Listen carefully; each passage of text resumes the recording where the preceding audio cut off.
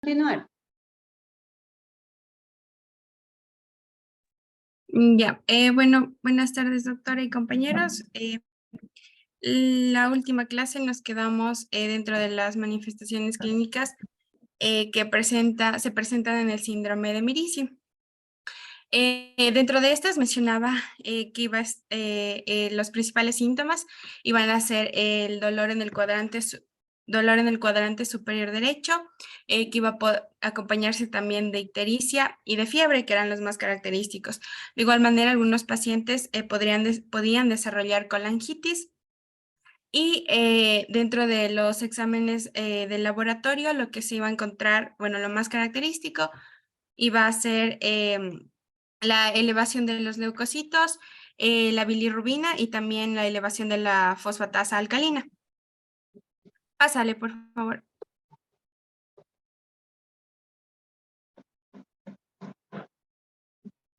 Ya. Para el diagnóstico, mencionaba que iba a ser importante la clínica y también se debía acompañar con algunas técnicas de imagen. Dentro de estas técnicas mencionaba a la ecografía abdominal, en la cual decía que podíamos distinguir una dilatación del sistema biliar por encima del nivel del cuello de la vesícula biliar. También esto nos iba a permitir observar la presencia del cálculo, el cual se iba a encontrar impactado en el cuello de la vesícula biliar. Y lo característico de esto también era el cambio abrupto que se iba a dar entre un ancho normal del conducto común por debajo del nivel de donde iba a encontrarse el cálculo. Entonces, en la primera imagen se trata de una ecografía transabdominal en la cual podemos observar un cálculo que va a estar impactado en el infundíbulo de la vesícula biliar, que está señalado por la flecha. Y también en la segunda imagen lo que vamos a ver de igual manera es el conducto hepático dilatado debido a la presencia de este cálculo. De otro estudio que también mencionaba que era, bueno, que se podía realizar, era la tomografía computarizada abdominal, y esta en sí lo que iba a ayudar, a diferencia de la ecografía, es que podía determinar la malignidad, si se trataba de algún cálculo o de alguna masa. Ya, pásale, por favor. Ya. También aquí, dentro del diagnóstico, podía usarse a la colangiopancreatografía por resonancia magnética para poder determinar la extensión de la inflamación que podría darse, o también para poder diferenciar dentro de alguna otra patología de la vesícula biliar. Entonces, en la primera imagen, de igual manera, se trata de dos cálculos, como podemos ver en las puntitas de flecha, que van a estar en el conducto. En este se va a visualizar un conducto cístico dilatado. De igual manera, en la segunda imagen, lo que podemos visualizar es, a ver, en la segunda imagen también se trata de una resonancia magnética, bueno, donde vamos a poder observar eh, esta dilatación de igual manera del conducto biliar común debido a la impactación del cálculo. En la segunda imagen, observen lo que está pasando, ¿no? La vesícula, por un lado, está distendida, ¿sí? En segundo lugar, sobre el nivel de la desembocadura del conducto cístico, la vía biliar está dilatada. Hacia abajo no existe la compresión. Por tanto, ustedes le ven que el conducto es mucho más delgado, ¿verdad? Entonces, ese es uno de los signos característicos, de tal manera que, recuerdan ustedes en la clase, decíamos, es que el diagnóstico es intraoperatorio, pero debe existir en algunos pacientes un alto grado de sospecha. Esto nos llevaría a solicitar este examen que es muy específico para la enfermedad, para detectar la enfermedad, ¿no? Posiblemente el gráfico que usted tiene hacia la derecha es uno de los más característicos, ¿no? Porque la parte de abajo está normal y sobre la desembocadura del cístico está más dilatada, ¿no? Puede continuar.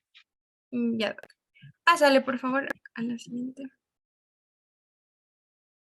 Ya, y bueno, dentro de esto también encontramos a la colangiopancreatografía retrógrada endoscópica, la cual esta igual nos va a ayudar a confirmar el diagnóstico de síndrome de Mirici y nos va a ayudar también a determinar la presencia de una fístula, de la formación de alguna fístula colecistobiliar. Y bueno, este defecto va a ser extrínseco en la pared lateral del conducto biliar común, puede encontrarse a nivel del conducto cístico del cuello de la vesícula biliar. En la imagen que encontramos, que podemos observar aquí, bueno, de igual manera va a mostrar la impactación de un cálculo, pero en la parte distal, donde está señalando la flechita, en la parte distal del conducto cístico.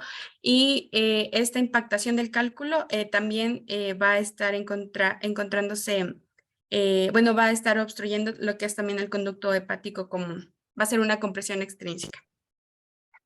¿Puede señalarle con su puntero la imagen de la vesícula que usted está viendo? Perdón, doc. ¿Puede señalar con su puntero la imagen vesicular que usted cree estar viendo? ¿Puede señalarle, por favor? Sí, puede señalar. O sea,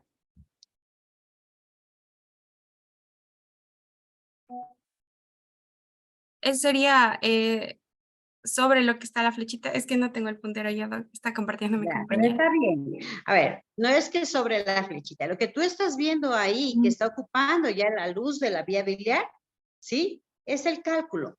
Pero mira, este examen, a diferencia de la imagen anterior que nos mostraste, no se identifica claramente la vesícula, ¿verdad? Por eso es que son complementarios. Recuerdan ustedes, la colangioresonancia permite la visualización mejor de la vía biliar.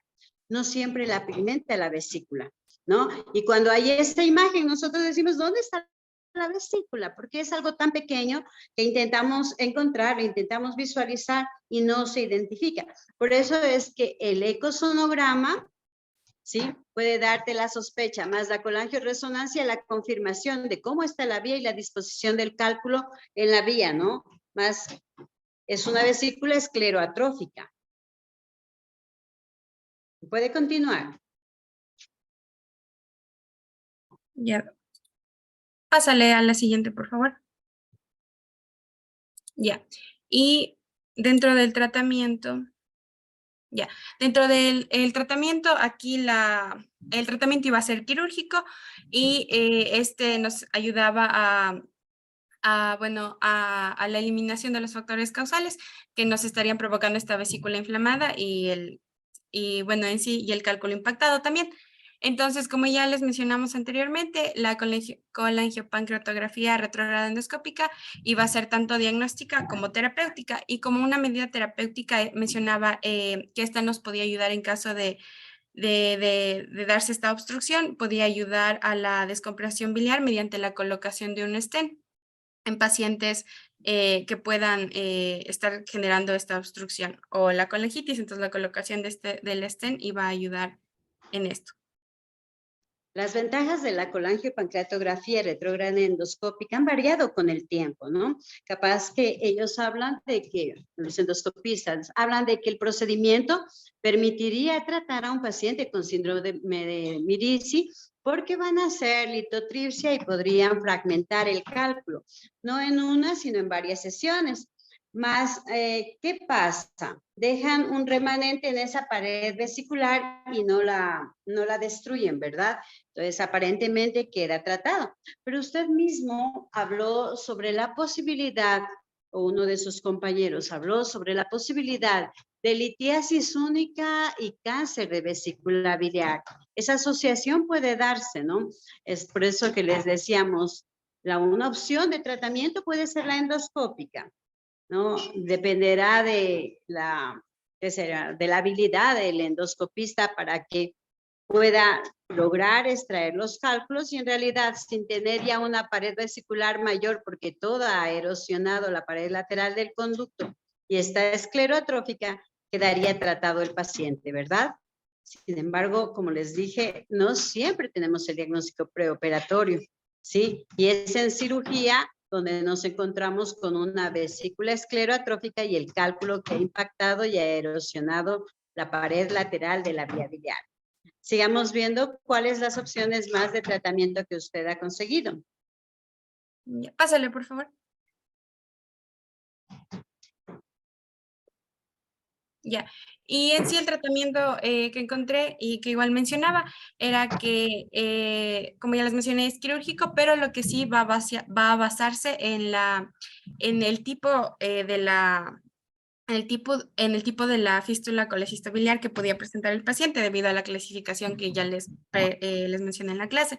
Entonces, dentro del tipo 1, como, bueno, en la tipo 1, no sé si recuerdan que era característico que aquí todavía, o sea, iba a haber este cálculo impactado en el cuello o en el infundíbulo de la vesícula, pero todavía no se iba a formar una fístula como tal. Entonces, aquí el tratamiento era la colecistectomía parcial o total, que podía ser, bueno, laparoscópico abierta, pero por lo general no se requería igual la exploración del conducto biliar común porque todavía no iba a formarse esta En fístula. este momento, en el transquirúrgico, nosotros hemos identificado claramente la vía biliar, un cístico ancho con el cálculo impactado y, claro, un proceso inflamatorio a nivel del triángulo de Calot. Entonces, parte de ahí el siguiente criterio. Nosotros tenemos un triángulo de Calot en el cual identificamos claramente todas las estructuras. Vemos la vía biliar, identificamos el cístico y la arteria cística. Ese es el Calot tipo 1, ¿no? En donde la disección permite la visualización de las estructuras. Más el Calot tipo 2 es el que corresponde a esta clasificación, ¿no? En donde es difícil la identificación de las estructuras, mas no es imposible.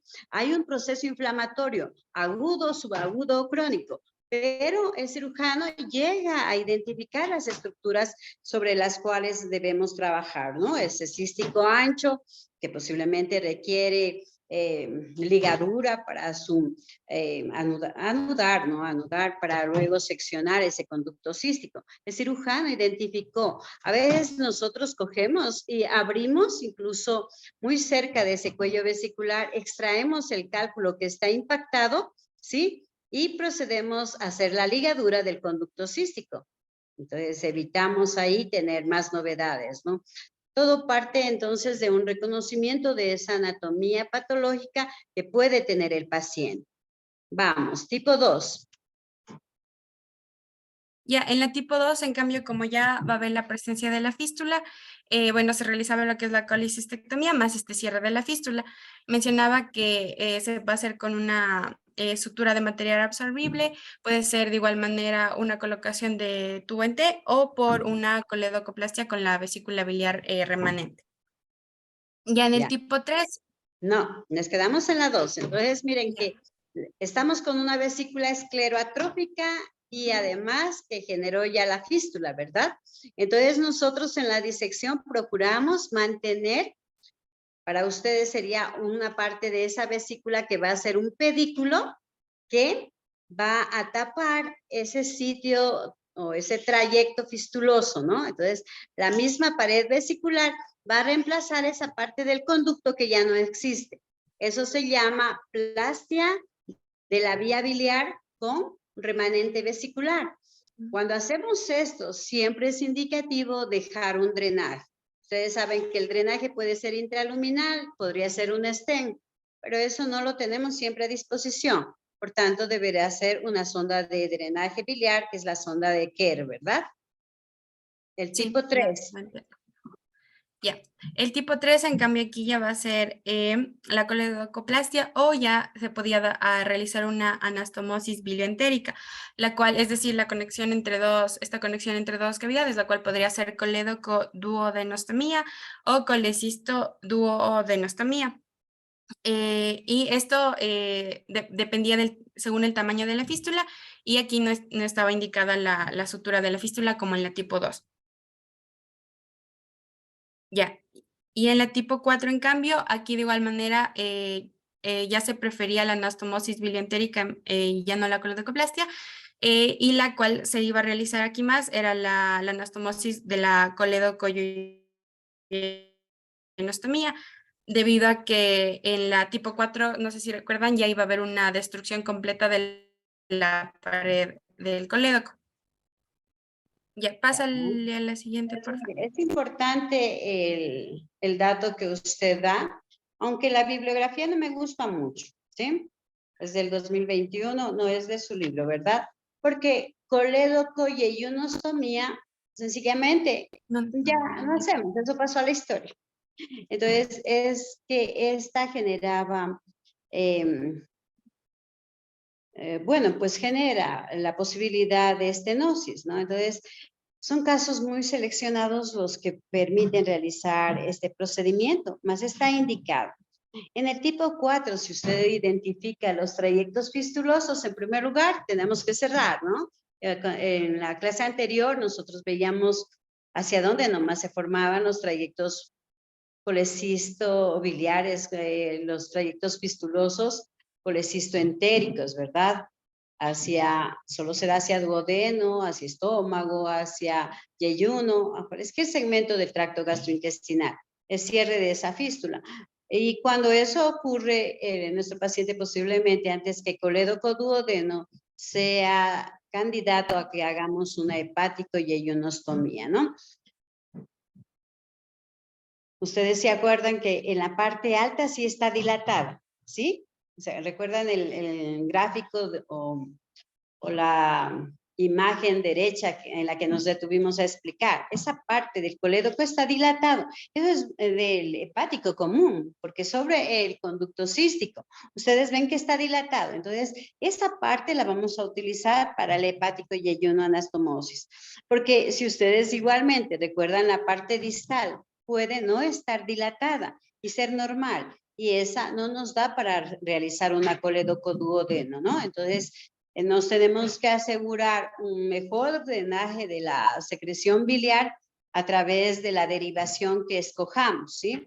Entonces, en los pacientes en donde todo el colédoco está dilatado, es posible realizar la colédoco-duodenoanastomosis o duodenostomía que está ahí, ¿no? Está bien. Puede continuar, Lisette. Ya, Doc, y ese No, sería el final de nuestra presentación. Gracias. bien, está. Bueno, está bien, niña. ¿El siguiente tema cuál es? Doc, son tumores benignos y malignos de la vesícula biliar y las vías biliares. Bueno, pueden Ya, continuar entonces. ya, espérame un ratito, Doc.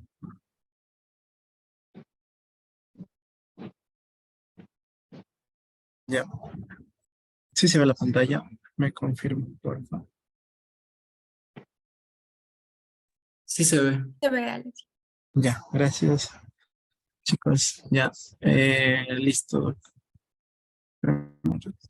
Ya, muy buenas tardes, doctora, muy buenas tardes, compañeros. Les vamos a hablar sobre tumores benignos y malignos a nivel biliar, tanto vesícula como las vías biliares.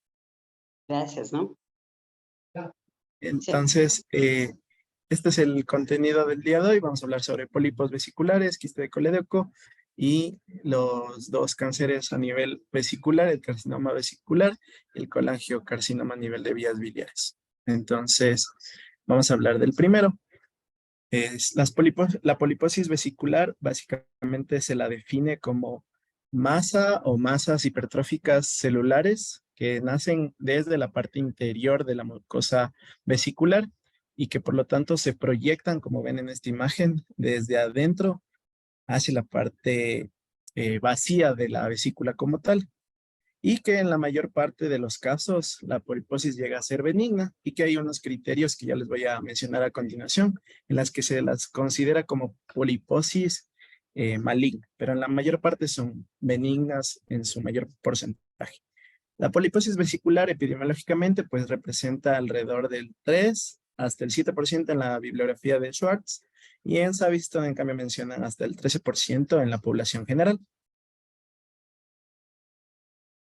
Ahora, hablemos sobre los factores de riesgo. El más importante que se menciona en la mayor parte de literatura consultada es que personas adultas mayores a 65 años de edad y que hayan presentado con anterioridad un proceso de coledocolitiasis. Es el primer factor, son los dos primeros factores de riesgo para presentar poliposis vesicular. Sin embargo, también hay otros factores de riesgo, como son factores genéticos que están asociados a síndromes como tal. El primero, el síndrome de Peutz-Jeghers, que en este caso está dado por poliposis a nivel del tubo digestivo, a nivel vesicular, y lo característico de alguna parte de pacientes son las manchas negras a nivel de la mucosa oral.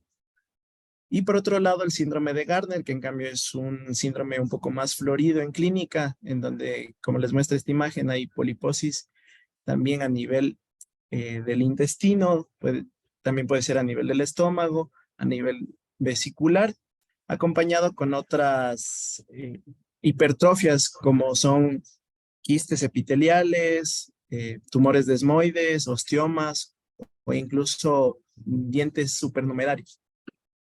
Y por último, lo que les había mencionado en la anterior diapositiva, se menciona que si se llegase a encontrar un pólipo y este llega a tener alguno de estos criterios, más de 10 milímetros, que sea solitario, que sea sesile, se podría pensar en un factor de riesgo de malignidad ante un pólipo como tal. Ahora, dentro de la clasificación se mencionan las dos partes, benigno en su mayor proporción, en un 95%, y los malignos en 5%. Dentro de los benignos, dentro del 95%, se subclasifica en los pólipos de tipo de colesterol, que básicamente son los de mayor hallazgo o los más frecuentes, en un 60%. Como ven aquí, que ya les voy a mencionar qué es lo que vemos en este ecógrafo, en este ultrasonido. Los pólipos vesiculares de tipo colesterol se caracterizan básicamente a presentarse dentro de la vesícula más de uno, es decir, son múltiples y llegan a medir menos de 10 milímetros, como vemos aquí. Hay varios pólipos a nivel de la vesícula como tal, y aquí hay en cambio una resección juntamente con pólipos de tipo de colesterol, como ven aquí. Después tenemos los pólipos de tipo inflamatorio, que es en un 10%, en cambio estos son fibrosos y tienen igual casi la misma característica de los de colesterol, menos de 10 milímetros y no son tan múltiples. Se mencionaba que pueden presentarse entre 5 aproximadamente, pero que era variado realmente, ya que no eran tan frecuentes. Después tenemos los adenomiomatosis, que en cambio representan un 25%. Estos llegan a ser solitarios, pueden llegar a ser pedunculados, es decir, que tienen un tallo, o que son sesiles, es decir, que están pegados a la pared vesicular como tal, y que en la mayor parte de bibliografía se menciona que tiene una medida entre 5 a 20 milímetros. Y por otro lado, la parte ya maligna, se clasifican en dos grupos, el adenoma en 4% y los misceláneos que corresponden ya de otro tipo de estirpe celular, como lipomas o leiomiomas. Pero los adenomas, como ya les había mencionado, pues se menciona que son de tipo solitario, de tamaño variable y que la mayor parte de bibliografía menciona que son más de 10 milímetros. Y aquí en esta imagen anatomopatológica, pues se reporta un adenoma maligno de realmente aproximadamente 4.5 centímetros como tal. Ahora, en el enfoque clínico, diagnóstico y el manejo terapéutico, bueno, se debe mencionar, como les había mencionado al inicio, indagar el tema de la patología biliar, ya que en la mayor parte de casos está relacionado con lo que es la coledocolitiasis. Entonces es importante saber si es que hubo cuadros para tal vez orientarnos a la hora de pensar en un diagnóstico diferencial y tal vez algún enfoque de poliposis vesicular.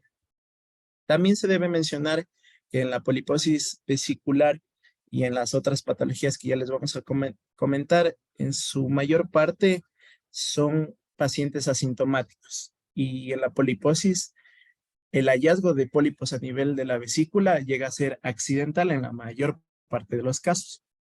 Sin embargo, hay un grupo pequeño que sí llega a ser sintomático, llega a presentar la clínica de coledocolitiasis, dolor en hipocondrio derecho, náuseas, vómito, e incluso ictericia por el proceso obstructivo como tal. Y en cuanto al manejo o el diagnóstico como tal, pues se mencionaba igual la mayor parte de técnicas similares a lo que ya hemos hablado en todas estas clases, el enfoque de ecografía abdominal y el empleo de la ecoendoscopía en su mayor grado. Aquí les traigo algo que lo había encontrado en una sociedad de imagenólogos, en donde básicamente clasifican según los hallazgos que encontraron en un sinnúmero de pacientes y en donde los clasifican según el tamaño, según las características propias del pólipo, si es pedunculado o sesil como tal, y a partir de eso los clasifican en extremadamente de bajo riesgo y a partir de si son múltiples o no son múltiples, sésiles o pedunculados, como ven en la parte de acá, y a partir del tamaño, pues ellos plantearon básicamente, si son menores de 9, no realizaron un seguimiento, pero en el caso de que sean de 10 a 14, hacer un seguimiento continuo, que ya les voy a mostrar después cómo es el algoritmo del tratamiento o el abordaje de los pólipos según síntomas, no síntomas y tamaños como tal. Pero aquí esto fue basado básicamente en recolección de casos y de imagen como tal. En cambio, en los de bajo riesgo básicamente se enfocaban en si eran sésiles y pedunculados con tallos visibles y básicamente lo mismo. Dependiendo del tamaño, había no seguimiento, seguimiento de 12 meses o de 6, 12 meses. Y en el caso que sean mayores a 15, ya era una consulta a nivel quirúrgico si se debería realizarlo o no. Y el riesgo indeterminado, en cambio, se enfocaba a si era un pólipo irregular, sesil, como es en la parte inferior, y que sí era importante el abordaje quirúrgico y la interconsulta a nivel de cirugía general, porque en la mayor parte de estos, que eran muy pocos, llegaban a ser malignos. Entonces aquí en la imagen A vemos un pólipo vesicular único pedunculado, como ven aquí, no se ve mucho, pero aquí está el tallito. En la parte del centro, en cambio, es sesil a nivel del cuerpo como tal. Está pegado, no tiene un tallo. Y en la parte inferior, en cambio, se mencionaba que era un pólipo de sesil, muy difuso e indeterminado según la bibliografía de donde fue tomada esta imagen. Sí, espérate un ratito, Alexi. Resulta ser lo siguiente, ¿no? Cuando nosotros nos ponemos a leer la mayor parte de textos, debemos recordarlos todos. En primer lugar, donde en la parte de la clínica, retrocédele un hito y retrocédele una diapositiva.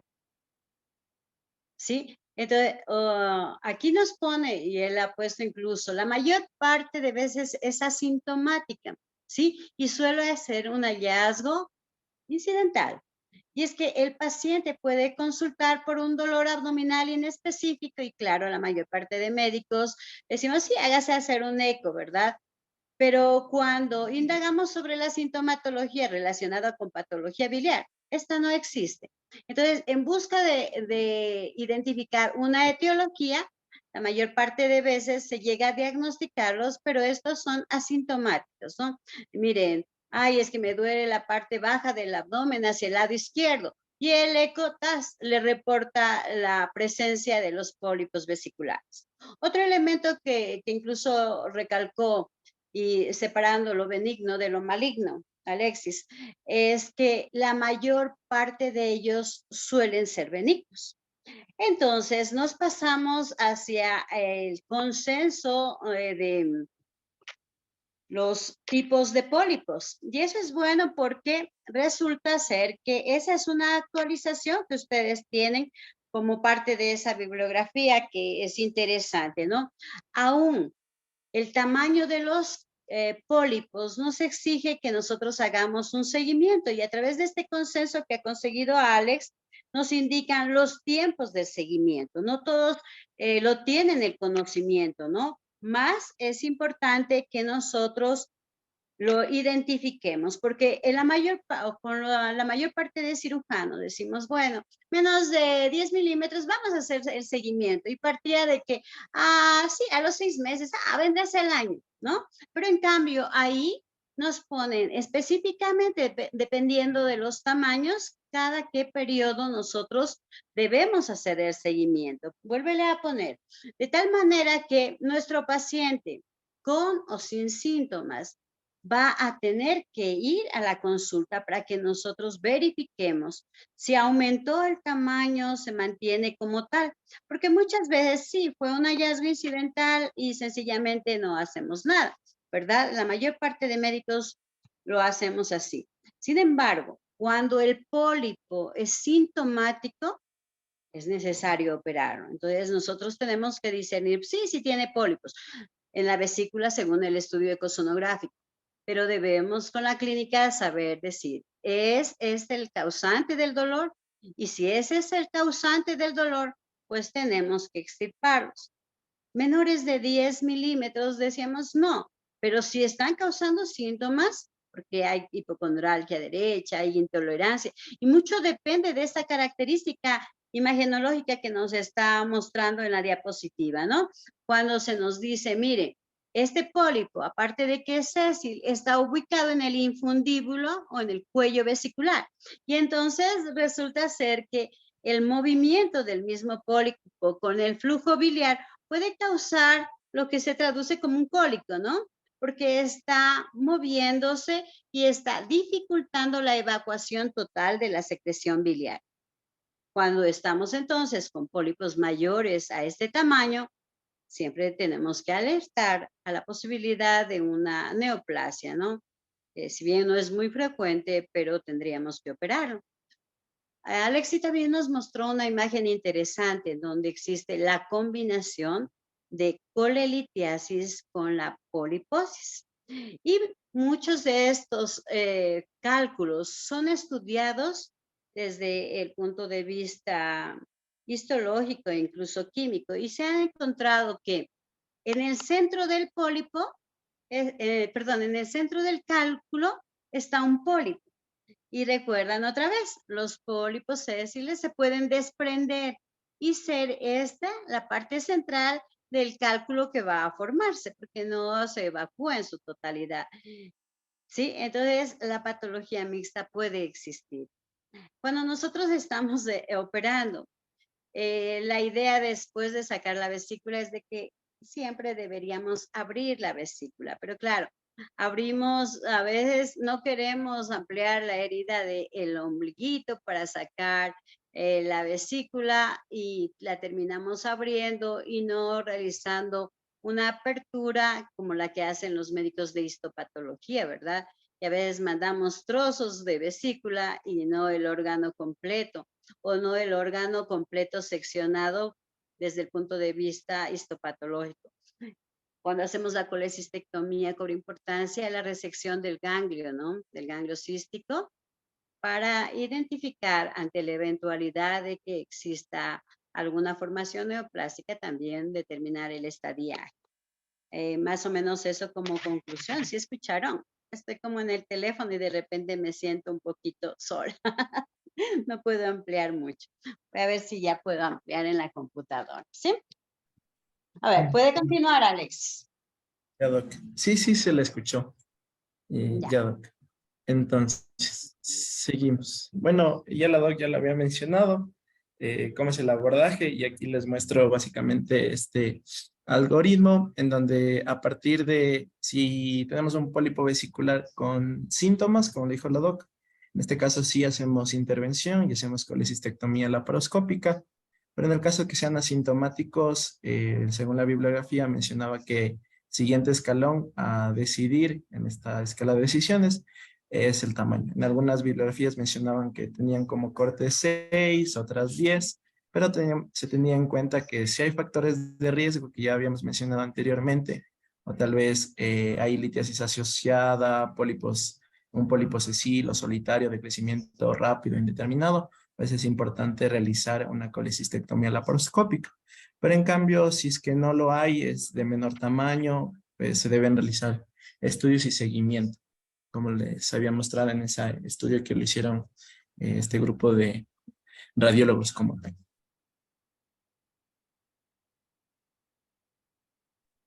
Ya. A continuación, yo les voy a exponer acerca del quiste de colédoco. Pásale. Bueno, primero tenemos que definir qué es un quiste de colédoco y para esto hay que decir que es una dilatación quística, tomar en cuenta esta palabra, congénita del alvéolo biliar extrahepático, intrahepático o puede estar involucrado ambos. Ya, el diagnóstico suele ser realizado durante la infancia, sin embargo, más de la mitad de los casos son reportados en la adultez. Afecta en 1 a 100,000 o 1 a 150,000 personas y también data de que afecta mucho más a mujeres que a hombres. Y también tenemos que decir que este tiene una probabilidad de malignidad de alrededor del 15%. Ya, pasa. Ya. Dentro de la fisiopatología, bueno, se habla de que deben tener algunas cosas. Primero, un debilitamiento de lo que es la pared del conducto biliar. Entonces, como la pared del conducto biliar va a estar debilitada, lo que provoca es un aumento en la presión por obstrucción, ¿ya? También se habla de que alrededor del 90% de aquellos pacientes que presentan quiste de colédoco presentan una anormalidad en la unión del conducto pancreatobiliar. ¿Y qué es lo que se encuentra? Es un conducto común muy largo, ¿ya? Esa es la anormalidad que se suele encontrar. Y también nos habla dentro de la fisiopatología que debido a este conducto común muy largo, existe el reflujo de las secreciones pancreáticas a la vía biliar. ¿Ya? Entonces, como va a existir este reflujo de la parte pancreática a la vía biliar, vamos a tener primero las alteraciones inflamatorias que esta va a dar. Segundo, un aumento de la presión biliar y teniendo en cuenta que ya se encontraba debilitada la pared del conducto, finalmente la formación de lo que es el quiste. Ya. Pásale, por favor. Ya, tenemos clasificación para este quiste de colédoco. Va del 1 al 5 y el número 4 va a estar dividido en A y B. Ya, dentro del tipo 1 se habla de que es una dilatación del árbol biliar extrahepático, como pueden ver en la imagen. Este es el más común y es el que se encuentra en un 50%. ¿Ya? El tipo 2, en cambio, nos habla de que es un divertículo sacular, esa es su característica, como pueden ver, es como un saquito que va a colgar de la vía biliar y de igual manera se encuentra en la vía biliar extrahepática. Y esta no es muy común, nos dice que es menos del 5%. ¿Ya? Luego tenemos el tipo 3, en el cual se encuentra una coledococele, que es la dilatación dentro del duodeno. ¿Ya? Entonces, el coledococele. Y este es en frecuencia del 5%. Ahora, el tipo 4A y el tipo 4B. El 4A va a ser múltiples quistes, pero estos van a estar afectando a los conductos extrahepáticos e intrahepáticos. ¿Ya? Entonces, son ambos. Mientras que el tipo 4B habla de que de igual manera son múltiples, pero afectan únicamente a los extrahepáticos. ¿Ya? Y por último, el tipo 5 son los quistes biliares intrahepáticos y nos menciona la literatura que es el más raro de todos, en alrededor de una frecuencia del 1%. Ya, pásale. Ya, dentro de las manifestaciones clínicas y diagnóstico, primero vamos a tener la presencia de ictericia o colangitis, siendo los dos síntomas más comunes. En la triada vamos a tener dolor en el abdomen, ictericia y una masa, obviamente dependiendo del tamaño del quiste que esté dándose. La ecografía es el método diagnóstico para el quiste de colédoco y bueno, como están enseñando en la pantalla, ahí podemos ver un quiste muy grande, ¿ya? Y arriba está la vía biliar, entonces es muy fácil de identificarlo. También podemos realizar lo que es el estudio endoscópico o transhepático y este lo que nos va a permitir es la valoración de la anatomía biliar y va a ser muy importante para planificar el tratamiento quirúrgico, ya que cuando se trate puede ser un tratamiento combinado entre una cirugía abierta y una laparoscópica. Pásale. Ya. Dentro del tratamiento, este también nos guía que va a ser dependiendo del tipo de quiste de colodeco que se encuentre. Entonces, hablamos de que el tipo 1, 2 y 4, lo que se hace es, primero, una escisión del árbol biliar extrahepático, porque como recordarán, esta clasificación va a estar el quiste en el árbol biliar extrahepático. Segundo, el retiro de la vesícula con la colicistectomía. Y tercero, una hepatoyeyuno anastomosis Y de Roux, que bueno, esto podemos descifrar a qué se refiere solamente con su nombre, y se habla de que es en Y porque al momento de terminar la cirugía se queda en forma de Y. Y la tipo 4, además de las que ya había mencionado arriba, lo que se hace es una resección segmentaria adicional del hígado si es que se encuentran cálculos, estenosis o abscesos debido al proceso de quiste. Y en la tipo 3, únicamente lo que se hace es una esfinterotomía. Pásale.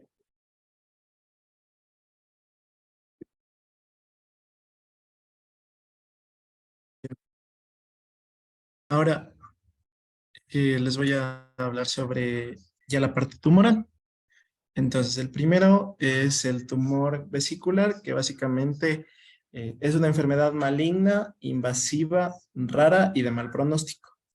Enfoco en esta parte de mal pronóstico, ya que al momento del hallazgo de este tipo de tumor, el paciente básicamente está en estadios avanzados, estadio 3 o estadio 4, en donde hay ya una diseminación ganglionar e incluso puede ya haber una diseminación coledaña orgánica, específicamente más cercana a nivel hepático, que ya les voy a mostrar posteriormente. Pero es importante que recuerden que el tumor vesicular es de mal pronóstico y en su mayor parte se halla ya en estadios avanzados.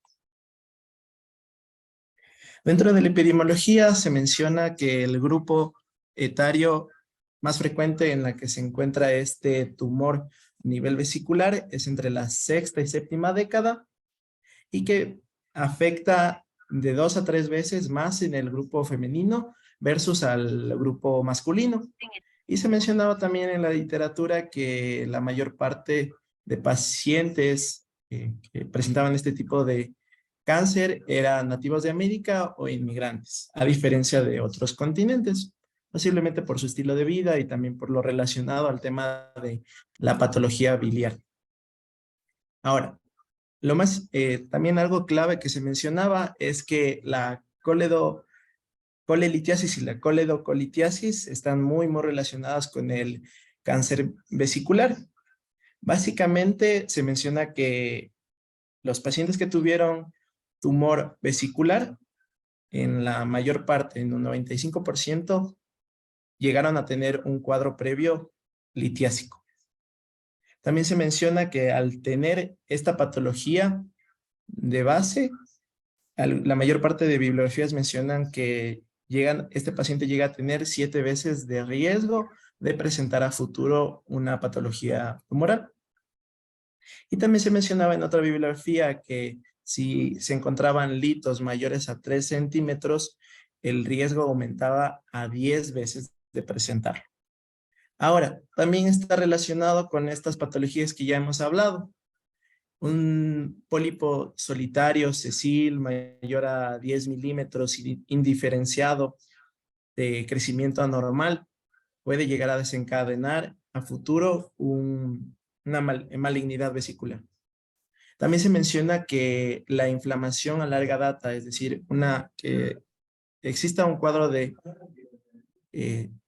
esta famosa llamada vesícula perlada o calcificada, como es lo que se ve aquí, básicamente llega también a ser un factor desencadenante a futuro de desarrollar tumor vesicular, pero era del menos de 10% según la bibliografía. Y también el quiste de colédoco, básicamente se mencionaba un reporte del 5% de riesgo. Ahora, ya hablando un poquito más de dónde se desarrolla este tipo de tumor a nivel vesicular, realmente se desarrolla a nivel del fondo de la vesícula y a nivel del cuerpo. Y básicamente tiene distintos tipos, que sean anulares, en la parte proximal, que sea segmentario, como vemos aquí, en la parte del fondo y del cuerpo, También puede ser focal, es decir, a nivel del fondo del cuerpo, pero específicamente en una zona localizada, o difuso completamente en todo lo que es el órgano como tal. Y se menciona que en el 80% el proceso de cáncer o hipercelularidad cancerígena básicamente se desarrolla en la parte de los adenómeros de la vesícula, es decir, es de tipo adenocarcinoma, que también se lo menciona. Ahora, dentro de la estadificación anatomopatológica se menciona o se vuelve a recordar esta famosa clasificación del TNM. T, ¿dónde va a estar localizado el tumor? N, si va a estar diseminado o no a los ganglios linfáticos, y que les voy a mencionar qué ganglios básicamente. Y la M, si hay metástasis o no. Entonces, un T1 básicamente es un tumor localizado que invade a nivel de mucosa o muscular. Se subdivide en el 1 y en el B. Esto es muy importante también tener en cuenta, porque cuando vayamos a ver el abordaje quirúrgico va a ir variando según el estadio en el cual lleguemos a encontrar al paciente. Entonces, en T1A está enfocado a la mucosa, un T1B a la muscular y mucosa. Un T2 ya avanza un poco más a nivel de serosa, pero sin penetrar y sin diseminarse. Un T3, en cambio, llega a perforar la serosa y, al ser la vesícula o tener esta pared fina, llega a ser un factor de fácil diseminación hacia el órgano aledaño, que es el hígado. Y el T4, en cambio, ya es una invasión a nivel del hígado mayor de 2 centímetros, y también alguna diseminación a un órgano adyacente, sea duodeno, páncreas o incluso a nivel peritoneal pulmonar. Ahora, dentro de los ganglios se debe mencionar si es N0, ausencia de metástasis, N1 al ganglio cístico, los ganglios ciliares, y N2 a la mayor parte de los otros ganglios aledaños. Aquí ya les voy a mostrar esta imagen de aquí. Aquí básicamente les menciona toda la parte de los ganglios. En el 1 tenemos al ganglio cístico, en la parte 2 y en la parte 4, en cambio, tenemos a los ganglios peridocoledocianos internos y externos, que son los primeros que se llegan a diseminar como tal. Y después, ya en un estadio N2, básicamente ya diseminan a otros tipos de ganglios, en este caso ganglios a nivel del tronco celíaco, ganglios lumboaórticos, ganglios a nivel pancreático duodenal y también a nivel mesentérico superiores o ortocavos. En la imagen de acá, que es una tomografía, en cambio les menciona que básicamente hay una diseminación del tumor vesicular a nivel porta y también de compromiso a nivel del hepático común como tal. Ahora, debo mencionarles que también hay distintas formas, pero lo más importante mencionar es que la forma de estadio más avanzado en la que se encuentra en la mayor parte de pacientes es la forma infiltrativa, en donde ya se infiltra a nivel de la pared vesicular y en la parte del hilio hepático. Y entonces es allí donde la lógica de hacia dónde hacer la resección, que ya vamos a ver posteriormente. Hay fórmulas nodulares, que no son tan infiltrativas como ven estas que se diseminan rápidamente. Las nodulares son básicamente una masa circunscrita, como ven aquí. Y en el menos del 10% se presentan formas papilares que son muy raras, pero se puede presentar, y que son de las de formas de mejor pronóstico, a diferencia de las infiltrativas que son de peor pronóstico. Y por último, se mencionaba en otra bibliografía que es importante a la hora de la examinación quirúrgica realizar la maniobra de Kocher, que básicamente es la resección a nivel duodenal pancreática para la visualización de la parte de la vena cava inferior, con el objetivo de localizar toda la parte ganglionar y ver qué ganglios están afectados y hacer la localización de qué ganglios se deberían reseccionar, dependiendo de dónde se haya diseminado. Ahora, dentro de la clínica, aquí cabe mencionar, como fue anteriormente, la mayor parte de los cuadros de cáncer vesicular llegan a ser asintomáticos y silentes. Y realmente se encuentra en estadios ya muy avanzados, en donde puede o no presentarse cambios en el dolor de tipo de colecistitis. Mencionaba realmente que era un cambio de dolor a nivel de hipocondrio derecho en frecuencia e intensidad y de larga data. También se mencionaba que puede presentarse también pérdida del apetito, también relacionado a un proceso de inflamación dado por la ictericia clínicamente. Y se mencionaba, como les dije, en la mayor parte de los casos llegan a ser detectados en estadios muy avanzados. Se logra evidenciar la pérdida progresiva de peso o masa a nivel abdominal, en donde ya hay compromiso o hay diseminación ganglionar o a nivel orgánica aledaña. Y se mencionaba que en un 35% de estos pacientes llegan a presentar ya diseminación y en el 40% ya hay metástasis aledaña como tal.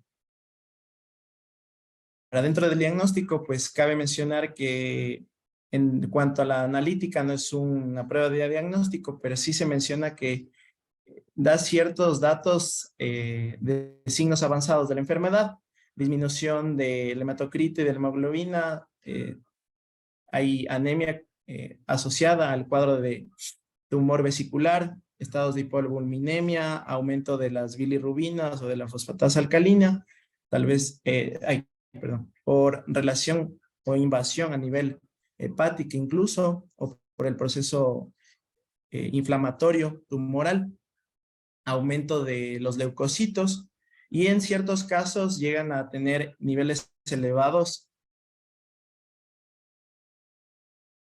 del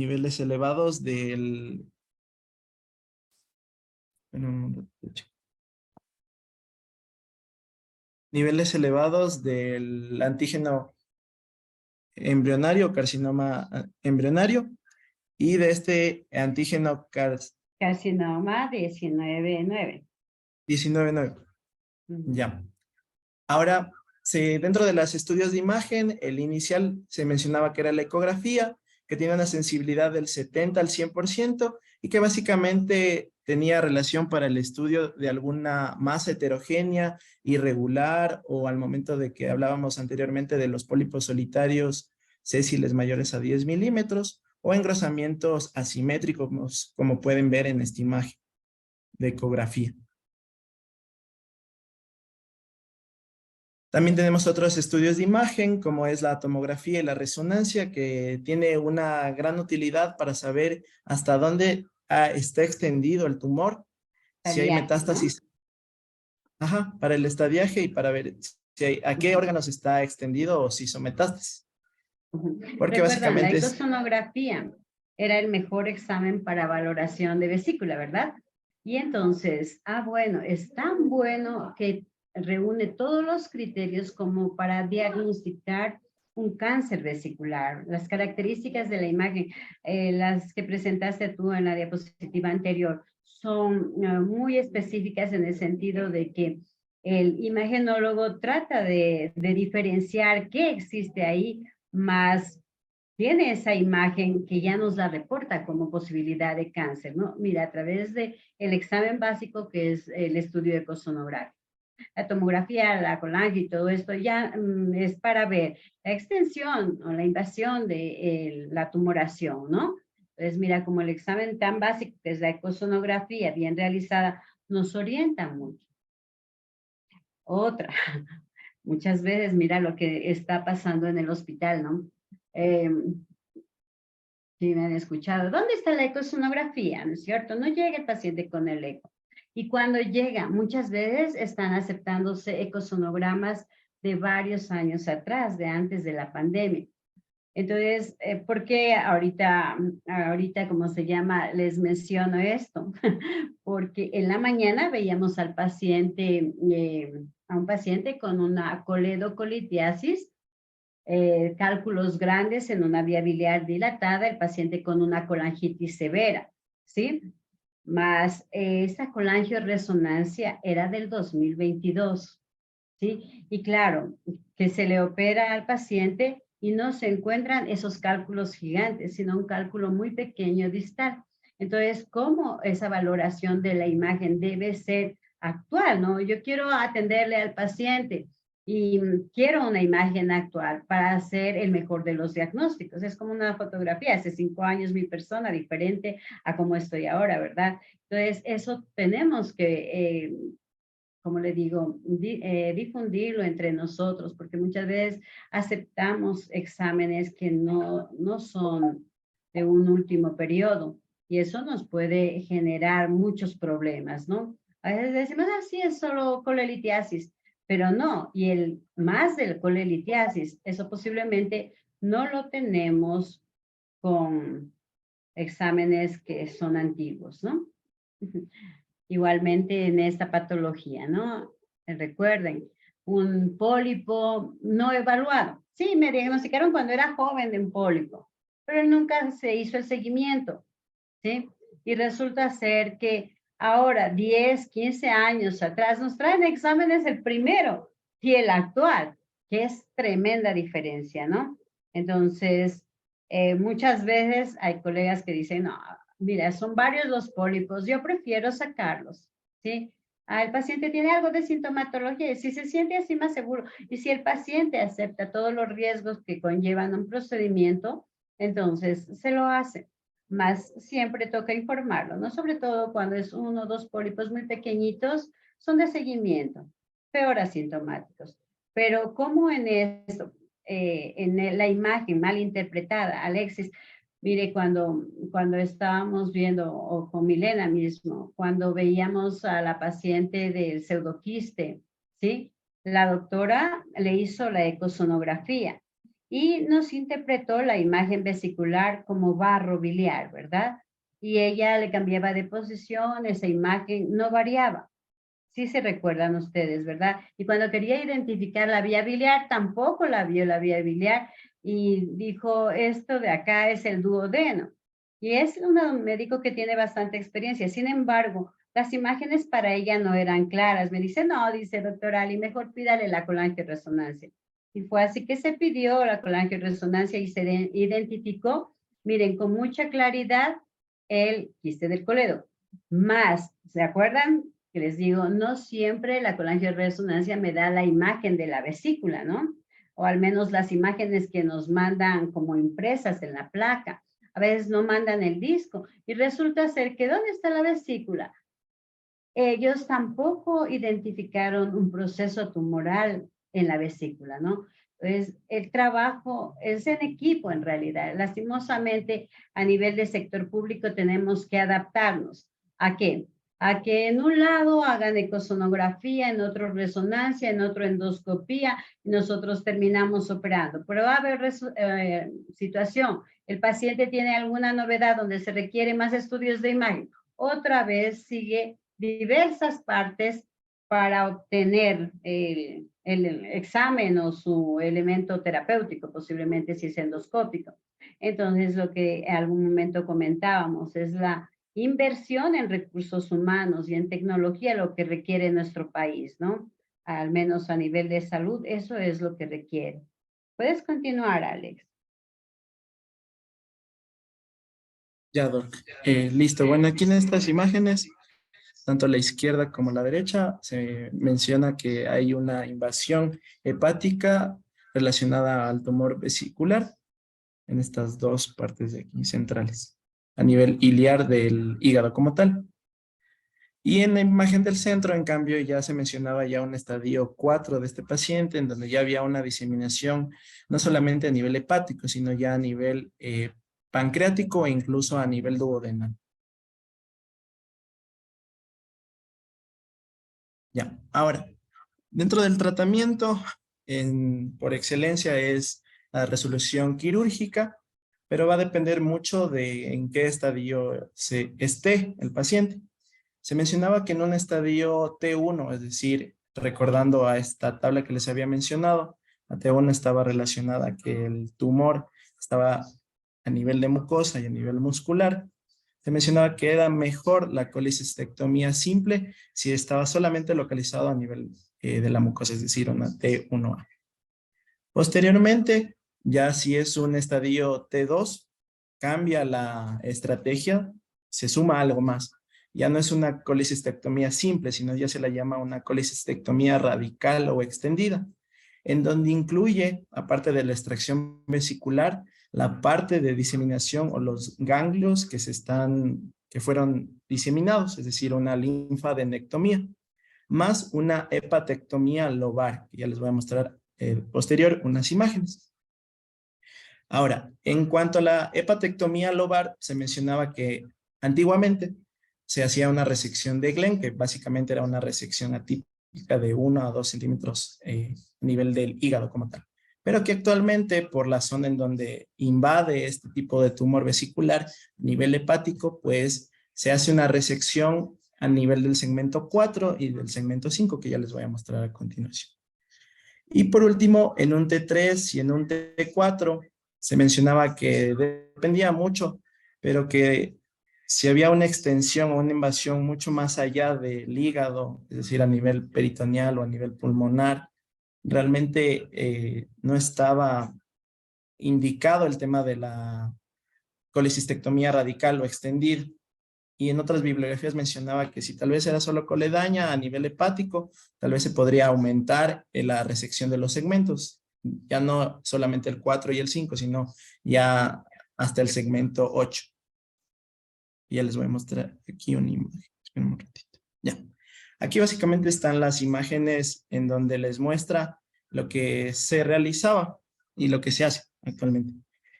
Por ejemplo, en la imagen de aquí había la resección de lo que es el ligamento hepatodenal para evidenciar o tener visible lo que es la vesícula y la zona hepática.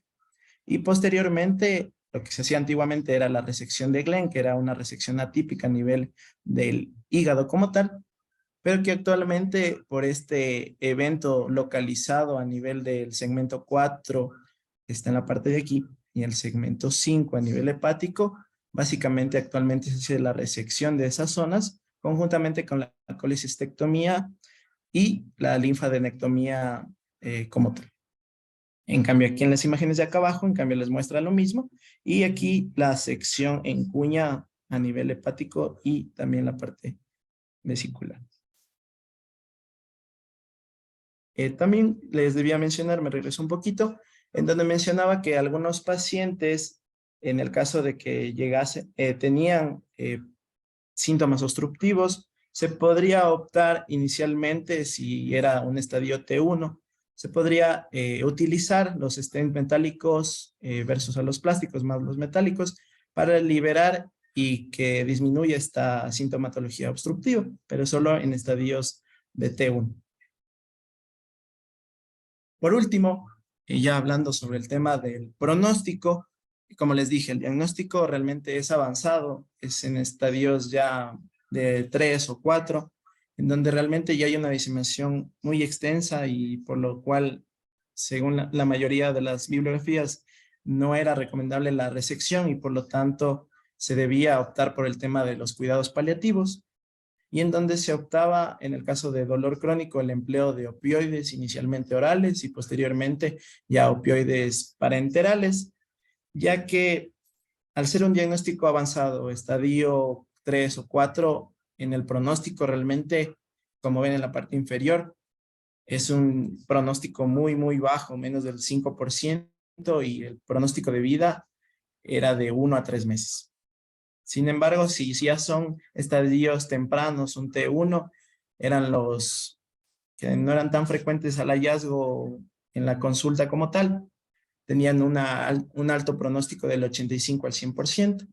Y de ahí ya los estadios intermedios como un T2 variaba mucho, si era del 75, otras mencionaban del 25 al 40%, dependiendo del tipo de colecistectomía, si se hacía simple o si era extendida como tal.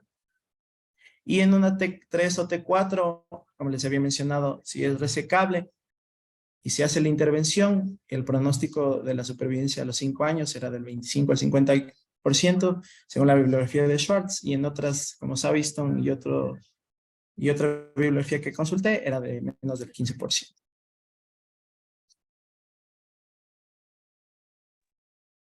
Ya. Para concluir con lo que son los tumores de la vesícula biliar y de los conductos biliares, vamos a hablar del carcinoma de conductos biliares. Pásale.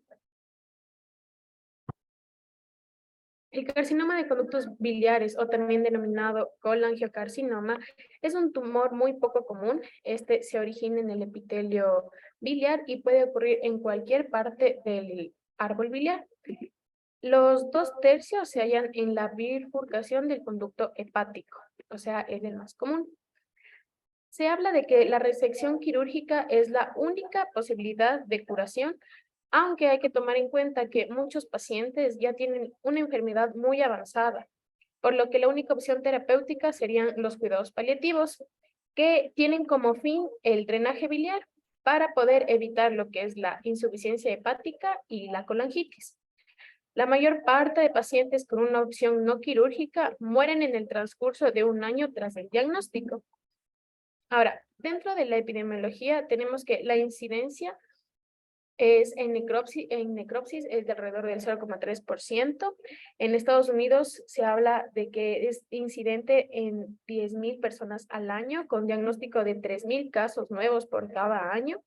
Y la relación entre hombres y mujeres es un poco parecida, solamente cambia en 1,3 a favor de los hombres versus 1 de las mujeres. Y la edad promedio de presentación de este tipo de tumor está entre los 50 y los 70 años. Pásale. Dentro de la etiología, nos habla de que los factores de riesgo van a ser las colangitis esclerosantes primaria, el quiste de colédoco, que fue lo que terminé de hablar, la colitis ulcerosa, la hepatolitiasis, la anastomosis bilientérica y las infecciones biliares, que como pueden leer ahí dice clonorchis, que significa la duela hepática, o también aquellos portadores crónicos de tifoidea. La característica común en los factores de riesgo van a ser la éstasis biliar, que es la más importante, los cálculos del conducto biliar y la infección. También nos habla de que existen patologías relacionadas con esta parte tumoral, pero que son menos frecuentes. En esta encontramos las fasciolas hepáticas, las nitrosaminas, que bueno, son tipo de sustancias que se encuentran en los productos como el tabaco, el humo del tabaco, y también que está presente en algunos alimentos, tales como el pescado, la cerveza y alimentos fritos y carnes, ¿ya? Y la exposición a dioxina, que bueno, estos son contaminantes del medio ambiente. Pásale. Dentro de la anatomía patológica tenemos que este adenocarcinoma es el responsable en un 95% de este tipo de tumor, y desde el punto de vista morfológico y anatómico se puede dividir de manera diferente. En la parte morfológica tenemos que puede ser un nodular, un escirro, un infiltrante difuso o un papular. En cambio, en la parte anatómica, de acuerdo a en dónde está ubicado, estos se van a dividir en distales, proximales y perihiliares. Y de estos hay que recordar que los 2/3 de los casos son perihiliares y se les denomina como el tumor de Klatskin. Ya. Además de la clasificación mencionada, también se catalogan adicionalmente de acuerdo a su situación anatómica debido a la clasificación de Bismuth-Corlett. Pásale. Ya, la clasificación de Bismuth-Corlett está dividido en 4. La primera, el tipo 1, que va a estar limitado únicamente al colédoco, como está indicando mi compañero en la pantalla. La tipo 2, que incluye la bifurcación, pero sin invasión de los conductos intrahepáticos secundarios, que es la que se encuentra al lado, esa de ahí. Luego tenemos la tipo 3, que se va a dividir tanto en 3A y 3B. Esta ya se va a extender a lo que son los conductos intrahepáticos secundarios, que en la tipo A va a ser al derecho y en la tipo B será al izquierdo. Y en la tipo 4, estos ya va a estar invadiendo los conductos intrahepáticos secundarios tanto derecho como izquierdo. Pásale. Ya. Dentro de las manifestaciones clínicas tenemos que la más habitual es la ictericia indolora. Como ya había mencionado mi compañero, en este grupo de patologías lo más común es que sea asintomático.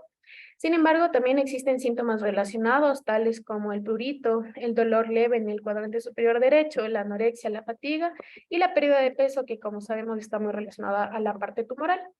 Un síntoma presente en el 10% de los pacientes es la colangitis, pero esta es más común después de un manipuleo de la vía biliar que haya tenido como antecedente la persona. A excepción de la ictericia, los pacientes, como les había mencionado, pueden estar asintomáticos y pásale. En la parte de los laboratorios, vamos a poder encontrar primero un aumento de la fosfatasa alcalina y un aumento de la Y-glutamiltransferasa, ¿ya? En presencia de un colangiocarcinoma, también hay que recalcar que se pueden ver elevados los marcadores tumorales como el CA125 y el antígeno carcinoma embrionario. Sin embargo, estos son inespecíficos, ya que pueden estar siendo elevados con otros cánceres, tales como ginecológicos o gastrointestinales mismos.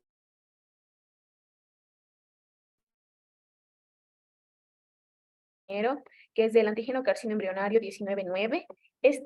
Nos habla de que tiene una sensibilidad del 79% y una especificidad del 98%, si es que en su valor encontramos que es mayor a 129 unidades por ml, ¿ya? Sin embargo, si es que encontramos un aumento ligero que no sea relacionado al dato que les acabé de dar, puede estar relacionado a otras neoplasias, como lo que habíamos visto con los otros marcadores tumorales.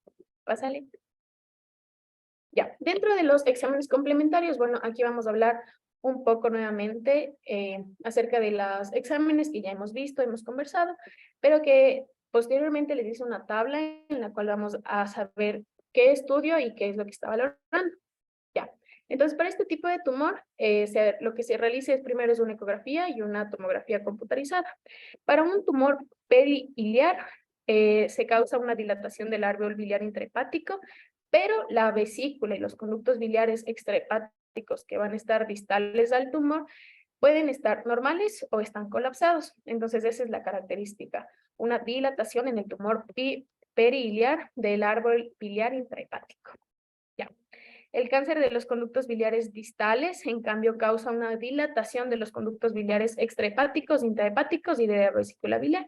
Entonces va a estar dilatado prácticamente todo. Ya. Dentro de lo que es, la imagen, tenemos un cáncer del conducto hepático común, que es lo que evidencia la parte de las flechas, más la dilatación del árbol biliar, ¿ya? Y todo lo demás está normal. Entonces nos encontramos frente a un periliar. Pásale. Ya, esta es la tabla que les había mencionado, en la cual vamos a tener el examen imagenológico y la valoración que esta nos va a estar aportando para el tumor. Entonces, en una ecografía va a establecer primero el nivel de dilatación y también nos va a ayudar a descartar los cálculos, ya que es parte del diagnóstico diferencial, y la ecografía es la que nos va a ayudar con esto. Luego tenemos una ecografía o una TC espiral, en la cual nos va a ayudar la permeabilidad de la vena porta, porque también necesitamos el diagnóstico diferencial. Dentro de la colangiografía nos va a dar lugar a la anatomía biliar, y de estas, dos. La colangiografía transhepática percutánea, la cual nos ayuda a valorar lo que es la extensión proximal del tumor y la posibilidad de cirugía. Y la colangiografía retrógrada endoscópica, que en esta nos ayuda a dar la valoración del conducto biliar distal. Y si es que es posible, pues una angiografía celíaca, en la cual nos va a reportar la afectación vascular que está teniendo a causa del tumor. Pásale. Ya. Dentro del tratamiento, como les había mencionado, el único tratamiento curativo posible es la decisión quirúrgica. Y bueno, con el adelanto de la técnica quirúrgica existe menos mortalidad y un mejor resultado final en pacientes que son sometidos a ablación quirúrgica radical por colangiocarcinoma. Ya, entonces se hará una exploración quirúrgica, y si los pacientes no tienen signos de metástasis o enfermedad no resecable a nivel local, es las indicaciones que nos van a dar para que podamos intervenir quirúrgicamente al paciente. ¿Ya? Entonces, en una enfermedad avanzada se encuentran opciones tales como los implantes peritoneales. En una metástasis ganglionar hepática, lo que hay que hacer es la descompresión biliar y la colecistectomía, si es que el paciente presenta una colecistitis aguda. Cuando es una periliar, pero no resecable, lo que se realiza es una colangio y hay una anastomosis en Y de Rhodes. Y ya les había mencionado un poco de qué se trata. ¿Ya? Pásale. Ya, en una periliar que se encuentra en la bifurcación o en el conducto hepático común proximal, que, bueno, les habíamos mencionado de tipo 1 o 2, y que no se encuentra una invasión vascular, lo que se hace es la extirpación local.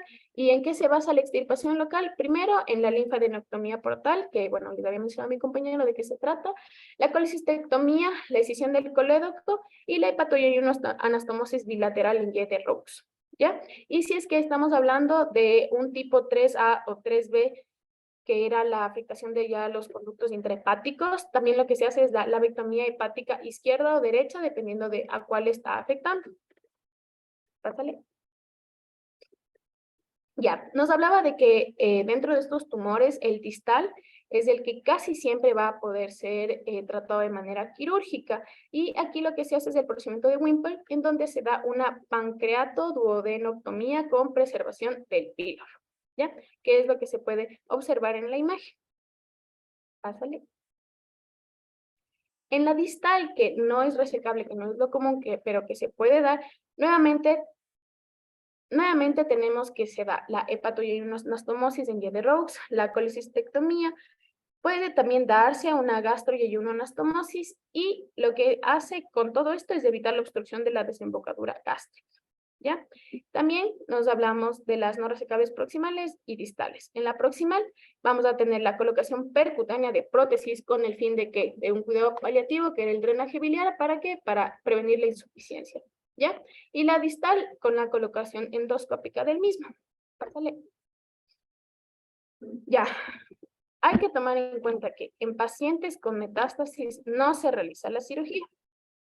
Sin embargo, ya vamos a la parte de los cuidados paliativos o las opciones también un tanto oncológicas que se le puede brindar al paciente.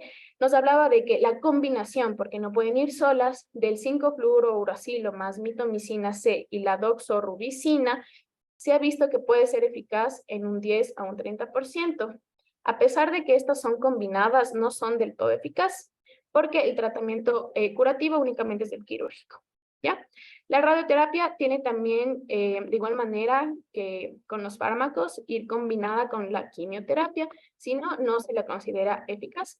Y bueno, también nos databa la bibliografía que una terapia fotodinámica nos puede dar al paciente alrededor de unos 400 días más, pero en su calidad de vida, ¿ya? Y bueno, aquí les había puesto una imagen de qué es lo que es la terapia fotodinámica, en la cual las personas con cáncer reciben un medicamento llamado el fotosensibilizador. Después de las 24 a 72 horas, las células cancerosas absorben este fotosensibilizador y las células que van a estar fotosensibles se exponen a la luz. La luz activa la fotosensibilidad, estos crean una forma de oxígeno y lo que hace al final es la destrucción de las células. Entonces, en eso se trata la terapia fotodinámica. Pásale. Ya. Y por último tenemos el pronóstico. Como les dije al inicio de la presentación, este es un tipo de tumor que ya se diagnostica en una enfermedad muy avanzada. Tiene una semivida de supervivencia muy baja, de 5 a 8 meses, como les había mencionado. De igual manera, la mayoría de los pacientes mueren en el transcurso del primer año del diagnóstico de este tumor.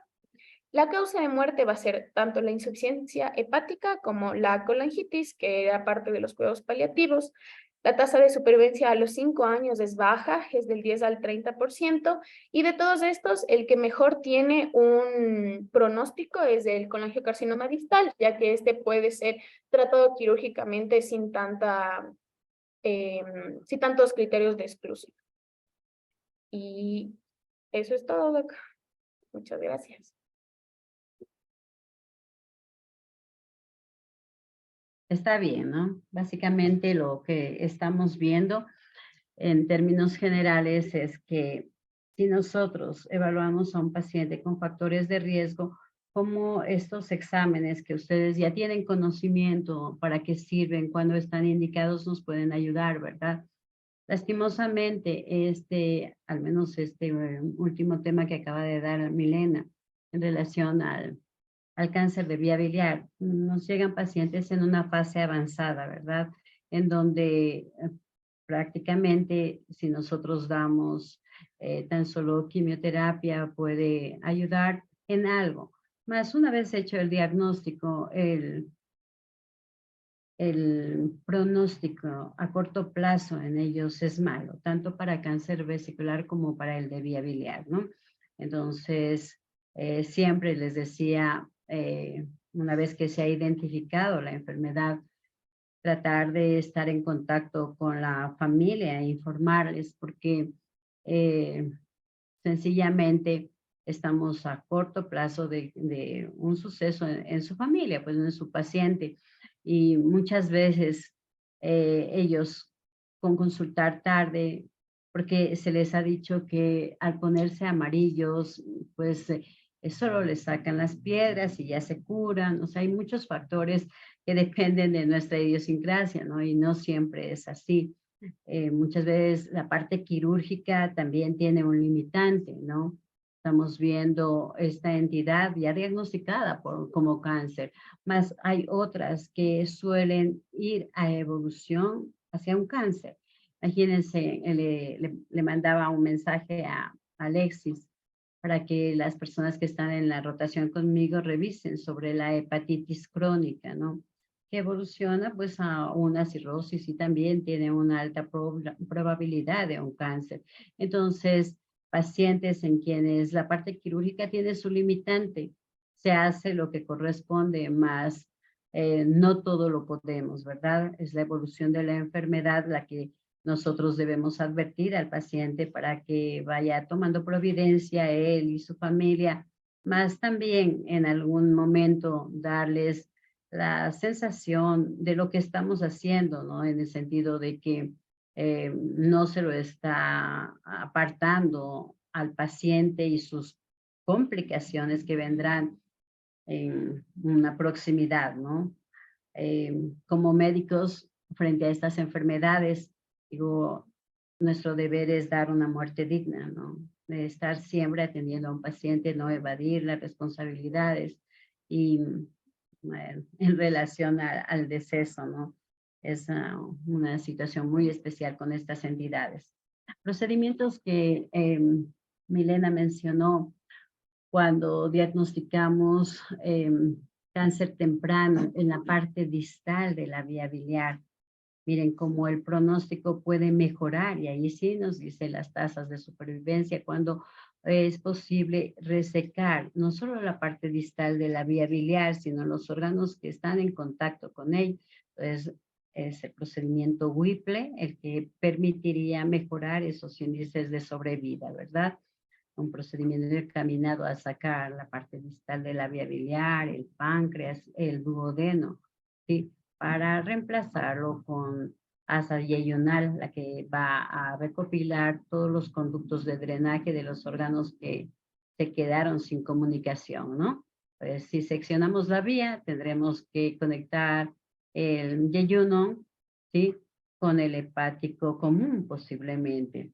El conducto de Wirsum, ¿sí? Con la secreción pancreática a nivel del yeyuno también, e incluso la función del estómago, ¿no? Entonces, este es uno de los procedimientos más complejos dentro de la cirugía general, ¿sí? Porque parecería sencillo el decir, bueno, sacamos esto, pero el transquirúrgico, recuerden ustedes las estructuras próximas, ¿no? Ahí está el gráfico que nos ha dejado Milena, ¿no? Son estructuras vasculares importantes, donde incluso si nosotros observamos que el órgano por el proceso inflamatorio está muy adherido a estructuras vasculares, se torna inoperable. Entonces, entramos, identificamos la operabilidad o no, y según eso procedemos. Si no hay posibilidad por esta relación con estructuras vasculares o la presencia de ganglios, en algún momento mencionó Alexis la extensión ganglionar hacia grandes vasos, lo convierten en inoperable, ¿no? Entonces tan solo se hace en algunos momentos cirugía paliativa y nada más. Bueno, chicos, entonces terminamos, ¿sí?